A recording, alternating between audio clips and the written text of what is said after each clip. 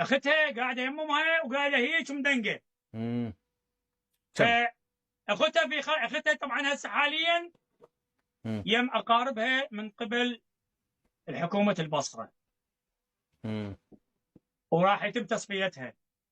اوه. نعم. اختها. نعم.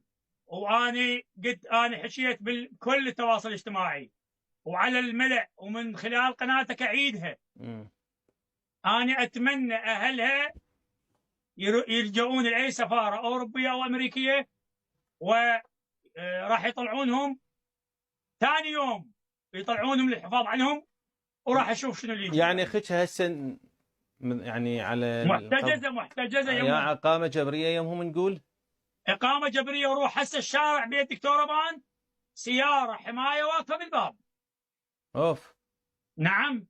زين اختك هم شكله خطر عليهم، احتمال تنفجر في اي لحظه. طبعا. وحتى مو بس خطر، شوف انت اكو ملابس